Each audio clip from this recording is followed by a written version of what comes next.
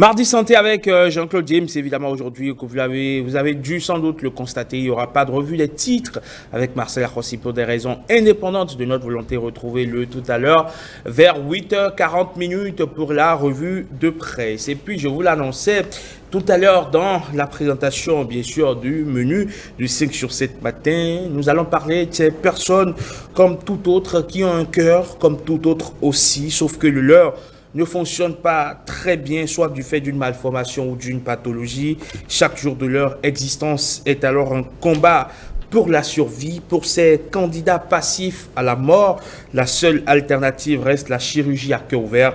Ouvrir l'une des cavités cardiaques pour soigner ce cœur défectueux afin de le remettre totalement en marche. Une mission donc qui séjourne au Centre national hospitalier universitaire Hubert Koutoukou Maga pour soigner ses patients avec des bobos au cœur. C'est la 6e du genre. Elle vise non seulement sans doute à sauver les malades, mais également un transfert de compétences au personnel soignant.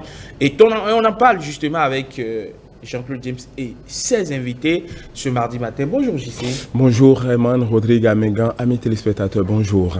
Un plaisir de vous retrouver ce mardi encore pour parler santé. Partagez. Plaisir partagé. À vous l'antenne. Merci. Alors, vous l'aviez dit, nous parlons du cœur, nous parlons de cette mission qui a démarré. Nous sommes déjà à la 6e édition. Et tout de suite, je suis avec Dr Mathieu Débauché. Il est chirurgien cardiologue. Il est le chef de la mission. Il est venu de la France. Monsieur, bonjour. Bonjour. Juste à son côté, il y a le docteur Xavier Fadonoubo, il est cardiologue, il est en service au Centre national hospitalier universitaire Hubert Koutoukou Maga de Cotonou. Monsieur, bonjour. Bonjour, monsieur. Alors, nous allons mettre tout le monde au même niveau d'information. Déjà, c'est quoi le cœur? Merci pour l'opportunité que vous nous offrez. Bon, le cœur, c'est un organe qui, je dirais, l'organe moteur de l'organisme et qui a pour rôle, en fait, de distribuer le sang dans les autres organes de l'organisme. Okay. Donc, vous convenez donc avec moi que lorsque le cœur s'arrête, tout s'arrête. Alors, c'est pourquoi il y a toute cette attention par rapport à cette mission qui a démarré depuis quelques mois maintenant. On a fait plus d'un an déjà, hein? Bien sûr, nous avons fait déjà plus d'un an. Alors, la première mission a eu lieu en mars 2021. Donc, nous sommes actuellement à la 6e édition. Pratiquement tous les 2 à 3 mois, il y a une mission qui a lieu.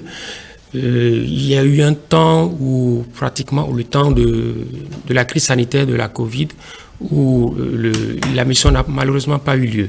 Donc, ce qui a rallongé un peu le temps. Actuellement, nous sommes à la 6e mission qui a démarré depuis hier. Alors, rappelez-nous, quand on parle de la chirurgie à cœur ouvert, on fait allusion à quoi? La chirurgie à cœur ouvert, en fait, c'est la chirurgie. Il faut arrêter le cœur, il faut l'arrêter, en fait, et l'ouvrir, et puis réparer les différentes structures qu'il y a à l'intérieur. Et là, après l'avoir réparé, on le relance et puis il revient comme neuf. D'accord. Voilà. Alors, dites-nous, quelle était la situation avant le démarrage de cette mission? Alors, la situation avant le démarrage de la première mission, c'était que les malades qui avaient des problèmes de cœur, si les malades ont les moyens, on leur fait un dossier d'évacuation sanitaire et puis on arrive à les évacuer. Ou si c'est des agents de l'État, ils ont cette possibilité-là également. Et si malheureusement ces malades n'ont ni les moyens, ne sont ni agents de l'État, malheureusement ils gardent leur pathologie, leur maladie, et ils font des insuffisances cardiaques à répétition et au bout du rouleau, ils finissent par perdre la vie. Voilà. Donc cette mission qui a commencé est une bonne opportunité pour pouvoir essayer de réparer ces cœurs malades-là et redonner, vraiment leur redonner le souffle de vie. Alors, docteur Débauché, oui. Quand vous intervenez sur ces patients, quelles sont les pathologies que vous détectez? Alors, la plus importante des pathologies, c'est le rhumatisme articulaire aigu. Ce sont des pathologies qui touchent les valves cardiaques et qui, en général, nécessitent, dans la plupart des cas, le remplacement de la valve du patient par une valve artificielle. on met très souvent ce qu'on appelle des valves mécaniques. Le nom vient parce que les premières valves qui avaient été fabriquées au tout début de la chirurgie cardiaque étaient faites avec du métal. Aujourd'hui, c'est plus tout à fait le cas, c'est des matériaux plus évolués, mais le principe reste le même. On remplace la valve du patient qui est malade par ces prothèses artificielles. Okay. Dans certains cas, on peut les réparer, mais c'est pas toujours très fréquent. D'accord. D'autres pathologies sont détectées aussi ? Oui, on fait ce qu'on appelle des cardiopathies congénitales. Ce sont des anomalies cardiaques de naissance. C'est-à-dire que les enfants naissent avec une anomalie. Alors il y a de nombreuses anomalies cardiaques. On peut traiter un certain nombre d'anomalies au Bénin par des missions. Certaines anomalies sont assez complexes et nécessitent des services très spécialisés. À ce moment-là, ces patients-là, pour l'instant, nécessitent encore une évacuation sanitaire. Alors, l'intervention dure souvent combien de temps ? Alors, évidemment, ça dépend du nombre de gestes qu'il faut faire pour réparer le cœur. On va dire qu'une intervention, ça dure en moyenne 3 heures. Voilà, donc c'est ce que expliquait mon collègue. Normalement, pour faire la chirurgie avec cœur ouvert, il faut arrêter le cœur. Ça veut dire qu'il va falloir remplacer le cœur par une machine pendant la durée de l'intervention. C'est ce qui rend quelquefois un peu compliqué la chirurgie cardiaque et puis qui augmente un peu les coûts. Voilà, mais une fois qu'on a mis en place la machine qui remplace le cœur, on peut ouvrir les cavités cardiaques et effectivement aller soit changer une valve qui est malade, soit fermer une communication anormale à l'intérieur du cœur. Alors, voilà, quels sont les profils qui sont souvent autour de ces malades pour pouvoir les prendre en charge ? Je sais qu'il y a des cardiologues, mais est-ce qu'il y a d'autres spécialités qui travaillent ? Oui, bien sûr. La prise en charge des pathologies cardiaques, c'est une prise en charge pluridisciplinaire. Il faut évidemment des cardiologues qui font les diagnostics, il faut des chirurgiens pour les opérer, mais il faut des anesthésistes, des réanimateurs. Ça, je parle uniquement pour les médecins, mais il faut aussi du personnel paramédical, il faut des infirmières de réanimation, des infirmières de bloc opératoire, il faut aussi des gens qui sachent faire marcher la machine qui remplace le cœur pendant l'intervention. Donc effectivement, ça nécessite une chaîne de soins qui peut paraître assez complexe, mais avec l'expérience, on s'aperçoit que on peut arriver à faire ces chaînes de soins relativement facilement à partir du moment où il y a une stratégie et une volonté de développer ces projets. Alors, docteur Débouché, petite question qui peut paraître tout est probable. Que se passe-t-il dès lors que la machine censée remplacer le cœur durant l'intervention chirurgicale tombe en panne ou s'arrête?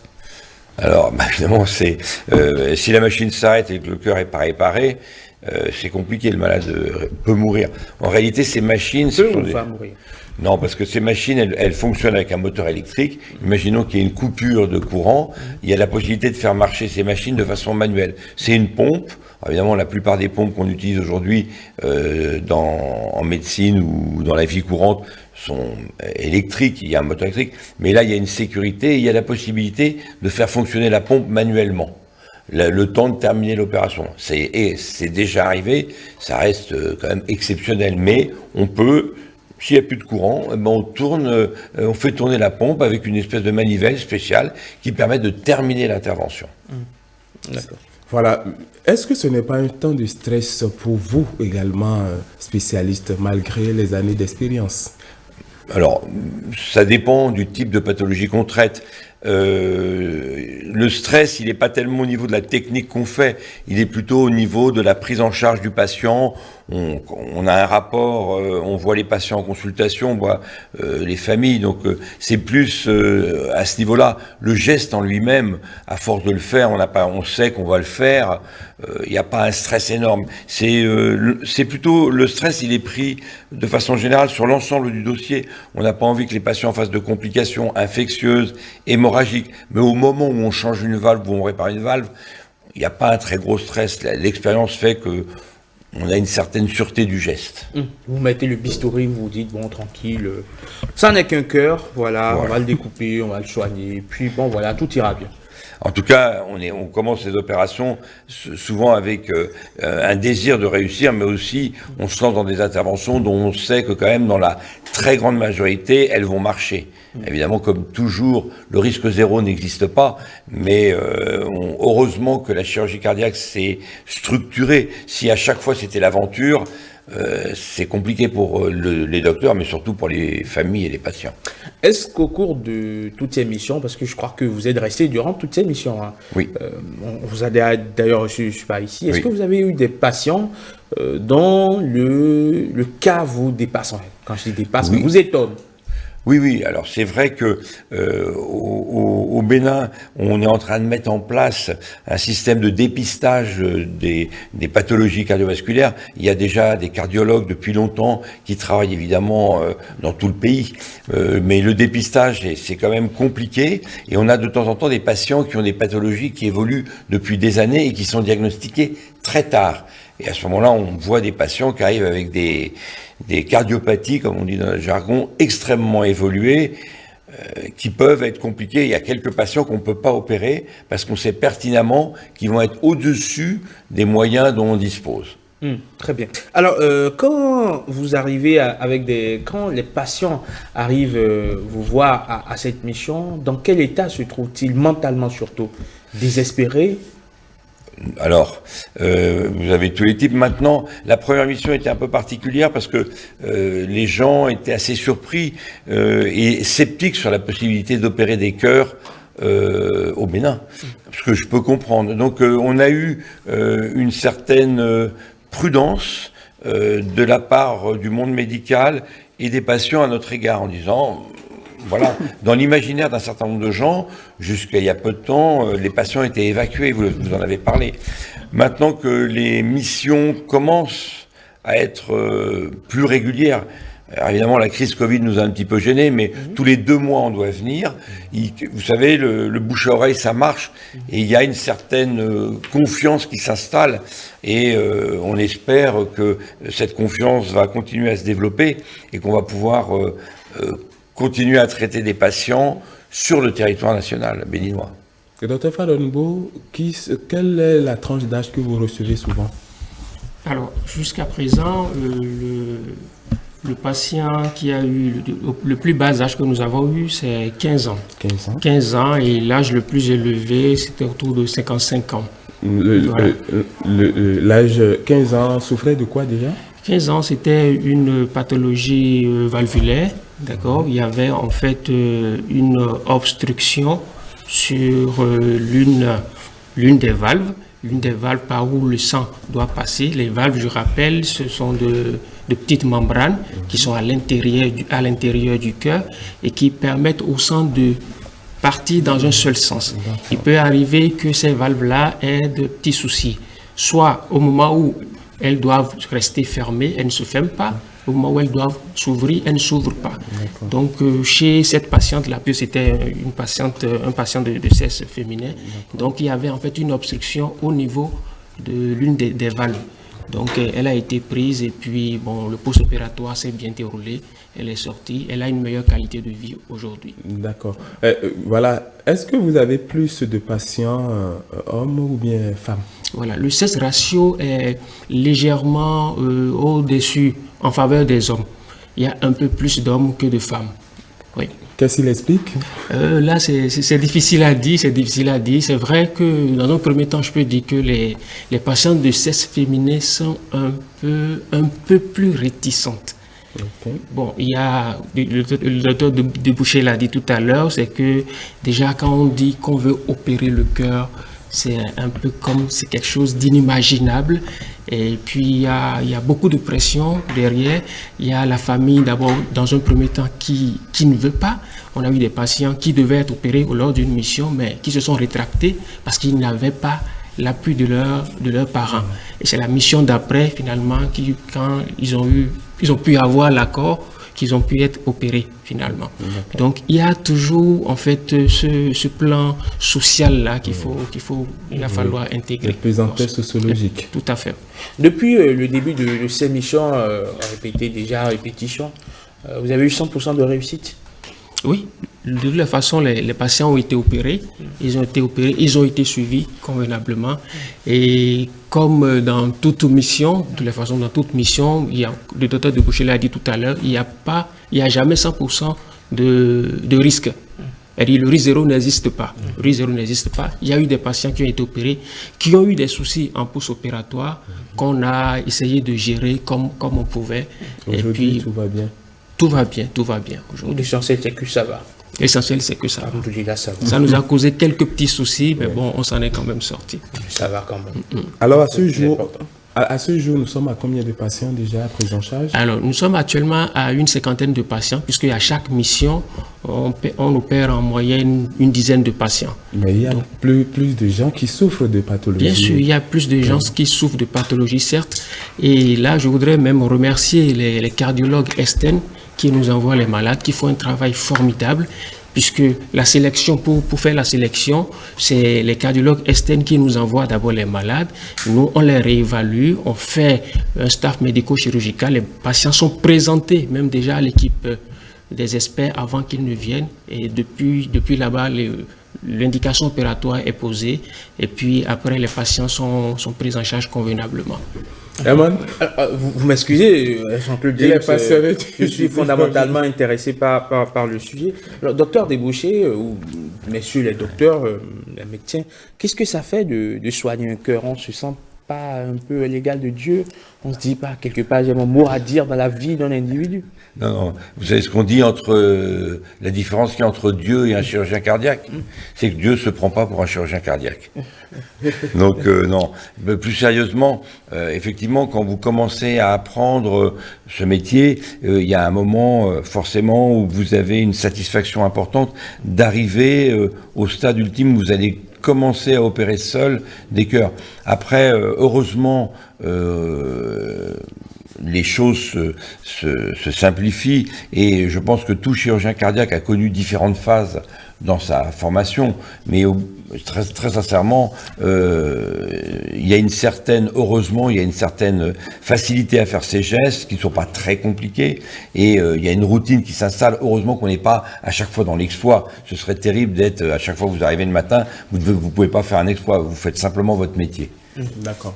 Alors, comment ça, par rapport à la sélection, parce qu'il y a d'autres peut-être qui nous suivent en ce moment et se demandent, j'ai envie d'aller me faire soigner, mais je ne sais pas comment. Est-ce qu'au niveau de la sélection, il n'y a pas un peu d'amitié, de copinage pour dire, bon voilà, c'est celui-ci, je le connais, je glisse son dossier dans le groupe? Parce qu'il connaît quelqu'un qui connaît quelqu'un, ainsi de suite. Là, je peux déjà vous rassurer, il n'y a pas du tout de copinage. Alors, le processus de sélection, c'est qu'il faut... En fait, ce n'est pas à nous de faire le diagnostic. Le diagnostic est fait par les cardiologues externes. Bon, il ne faut pas qu'on dise il faut que je vienne me faire examiner pour entrer dans la mission de chirurgie. Tout malade cardiopathe doit normalement avoir un cardiologue qui le suit. Et c'est le cardiologue qui le suit qui pose l'indication opératoire. Et une fois que l'indication opératoire est posée, le cardiologue nous l'envoie, nous on constitue le dossier. Et puis on en discute au staff. Il n'y a pas à faire de copinage. D'ailleurs, je vous l'ai dit, on opère une dizaine de malades. Il est arrivé même parfois, même que plutôt que d'opérer 10, on est à coup de malades en fait. On opère 9 ou 8 parfois. Mesdames, messieurs, allez vous faire consulter, c'est important là pour que votre cardiologue vous réfère à la mission, n'est-ce pas? Tout à fait. Nous sommes déjà à la 6e mission. Nous allons faire un peu le point de tout ce qui a été fait jusque-là avec Christelle Tongolo qui était à vos côtés. C'est à travers ce reportage.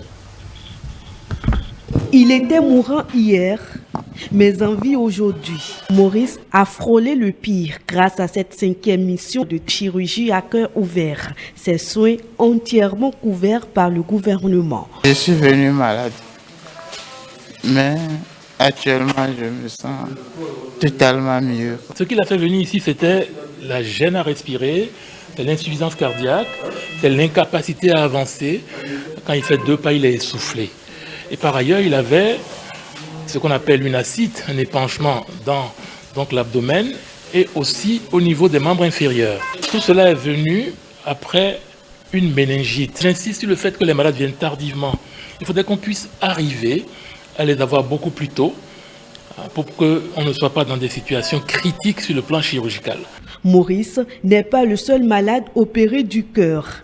8 autres patients sont passés au bloc opératoire avant et après lui, comme celui-ci entre la vie et la mort. L'équipe d'experts travaille avec des professionnels du Bénin pour lui donner un cœur en bon état. Un véritable transfert de technologie s'observe dans cette salle des urgences du CNHU. On a au niveau de l'équipe des experts, on a plusieurs compatriotes. Et ça, c'est une fierté qu'il faut reconnaître. Et surtout, à la 5e mission, on remarque que de plus en plus, on nous perd vraiment de gros patients. Et la plupart du... Voilà. C'est un peu le résumé de la 5e mission. Nous sommes déjà à la 6e mission. Alors, un double objectif, hein. Déjà d'un côté, soigner les patients et de l'autre, le transfert des compétences. Comment ça se passe, le transfert des compétences, Monsieur Débauché? Alors, le transfert de compétences, c'est un objectif qu'on a qui est extrêmement important, c'est qu'à terme, il y ait un service de chirurgie cardiaque pérenne sur le territoire national et que les patients soient pris en charge par des équipes béninoises. Évidemment, le transfert technologique, ça intéresse toutes les différentes composantes de la prise en charge. Tout à l'heure, on parlait, il y a des chirurgiens cardiaques, mais un chirurgien cardiaque sans anesthésiste, sans réanimateur et sans cardiologue, ça n'existe pas. Ouais. Et puis, des chirurgiens sans personnel paramédical, ça n'existe pas non plus. Et c'est un ensemble de choses. Il y a même l'aspect financier qui joue. Donc c'est un projet global. Le transfert de compétences doit se faire à tous les niveaux. Et pour l'instant, c'est ce qu'on a fait et ce qu'on continue de faire, évidemment, que ce soit aussi bien au niveau des cardiologues, des anesthésistes, des réanimateurs, des infirmières de bloc, des infirmières de réa, des infirmières d'USIC. Donc ça se met en place. Alors vous comprenez bien qu'il est plus long de former un chirurgien cardiaque parce que lui va devoir gérer l'ensemble des interventions. Ça demande un apprentissage plus long en France. Pour être formé chirurgien cardiaque, vous passez un concours de spécialité qu'on appelle l'internat, et après, au quotidien, vous allez travailler pendant un certain nombre d'années pour apprendre la chirurgie. Ça peut durer 4-5 ans. Donc le transfert de compétences, il varie en fonction de la partie dans laquelle on travaille. Les infirmières de réanimation, c'est aussi un vrai transfert de compétences. Simplement, il est un peu plus court dans le temps. Voilà, donc il se fait, là on est en train de mettre en place tout un système d'évaluation des différents personnels que l'on forme, et je pense que pour la 7e mission, il y aura carrément des carnets avec des points qui seront très précis.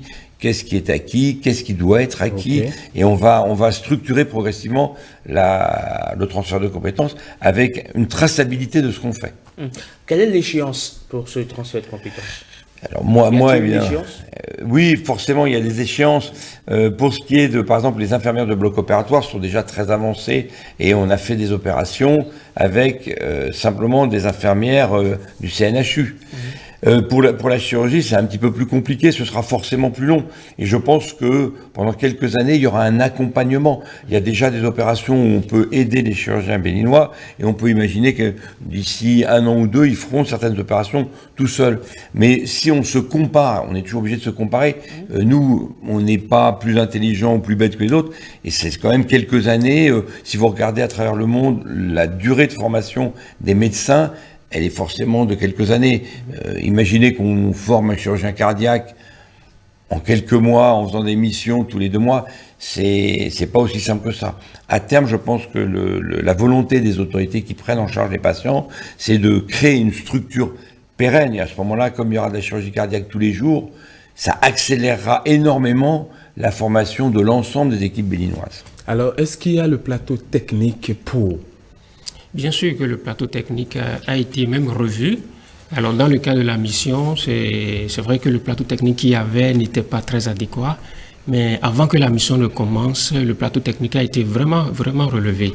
Donc, actuellement, on est en mesure de prendre en charge. C'est vrai qu'il reste encore un peu à faire, mais c'est déjà beaucoup par rapport à ce qu'il y avait au départ. D'accord. Là où on est maintenant, on peut faire des merveilles. Tout à fait. J'espère que le plateau technique ne va pas disparaître avec la mission. Ah non. D'accord. Alors, la 6e mission, c'est quand quel est le nombre de patients que vous attendez? La 6e mission qui a démarré hier, D'accord, a démarré déjà hier, sinon même depuis le samedi passé, parce que c'est le samedi que la finalisation de la sélection a été faite. Donc ça a démarré. Il y a au total 10 patients. On a pu avoir les 10 patients cette fois-ci. Et il y a une patiente de la mission précédente qui doit être revue parce qu'elle a quelques petits soucis qui est là. Donc ce sera en tout 11 patients. 11 patients. Voilà. C'est payant? C'est gratuit. Il n'y a aucun frais à payer par le patient. Tout est pris en charge par le gouvernement. Exactement, le bilan, l'acte opératoire, le geste, les produits pharmaceutiques qui seront utilisés, le séjour, les frais d'hospitalisation, tout est entièrement pris en charge par le gouvernement. En fait, le patient vient avec une seule chose, ses vêtements. Tout à fait. Tout simplement. Alors, cher monsieur, chère dame, allez vous faire consulter et peut-être que votre cardiologue va vous référer vers la mission qui sait. Voilà. Tout est pris en charge par le gouvernement. Absolument. Alors, docteur Mathieu Débauché, merci d'avoir fait le déplacement. Chirurgien et cardiologue, chef de la mission. Vous êtes là encore pour redonner espoir à certaines personnes qui étaient peut-être en train de se dire « mes jours sont comptés ». Oui. J'espère en tout cas qu'on leur donne un vrai espoir et que c'est une réalité. Alors, docteur Xavier Fadonoubo, cardiologue également, vous êtes de la partie, vous allez également assister à cette mission pour que nos patients, nos frères et sœurs puissent retrouver le sourire, n'est-ce pas? Tout à fait. Et si vous le permettez, je voudrais revenir sur le petit reportage que vous avez fait tout à l'heure. Et le monsieur qui a été présenté, c'était vraiment un monsieur, c'était un cas vraiment désespéré. Maurice. C'était un cas vraiment, vraiment désespéré. Et ce n'était pas gagné qu'il allait pouvoir s'en sortir, en fait. Donc, de toute la façon, si on ne l'opérait pas, il allait mourir. Donc, on a pesé un peu, on a fait un peu la balance, et on s'est dit, bon, allons-y quand même. Et on y est allé, et puis il s'en est miraculeusement sorti. C'était vraiment pas du tout gagné d'avance. Donc ce monsieur, c'est carrément un miraculé. Chaque fois que je le croise dans le couloir, bon, j'ai toujours quand même une fierté quand même que la mission de chirurgie cardiaque sert réellement. Et nous avons vu des patients qui étaient à l'actif de la mort et qui, après la mission de chirurgie cardiaque, ont pu reprendre une vie normale. Et puis bon, il y a des femmes parmi elles qui sont revenues, qui elles au départ étaient très cachectiques, mais qui après sont revenues avec de très belles formes. Et je vous assure, ça fait du plaisir. Ça, généralement, ça passe pas. Tout à fait. Merci beaucoup à vous, docteur. Franchement, ça fait plaisir de voir que dans notre pays, absolument, un travail d'urgence se fait. Autant d'humanisme, surtout, c'est très important. Merci beaucoup à vous également, docteur Mathieu Débauché. Vous êtes tout le temps par ici donc, pour sauver des vies. Hier, ces patients-là étaient, on va dire ainsi, des bip la mort. Aujourd'hui, ils sont... Bip la vie. Bip la vie. Pourquoi pas? Appelle la vie. Voilà. Ils ne bipent plus, hein. Ils appellent la vie et ils croient que la vie à pleines dents et à plein cœur. Voilà. Mais maintenant, on va insister, il faut que les patients aillent se faire dépister. Absolument. Quand la prise en charge est faite plus tôt, on gagne souvent. Merci beaucoup à vous, Jean-Claude James. En tout cas, je crois que les uns et les autres ont compris désormais le message. S'ils ont une pathologie au cœur très avancée, en tout cas diagnostiquée par un cardiologue, que le diagnostic est posé, que cela nécessite nécessairement une chirurgie pour réparation. Bien sûr, la mission est là. Peut-être la prochaine mission à venir, parce que les 10 patients pour cette mission ont été déjà sélectionnés. On va suivre tout ceci de très près. On viendra, pourquoi pas, faire un tour au CNHU pour vous voir en action. Avec plaisir. Merci beaucoup, docteur, et à très bientôt. À très bientôt. 5 sur 7 matin, mardi environnement, c'est tout de suite et maintenant. Vous allez pouvoir découvrir un éboueur, peut-être le plus célèbre du Bénin. En tout cas, il est tout sauf crotté. C'est l'éboueur frais du Bénin.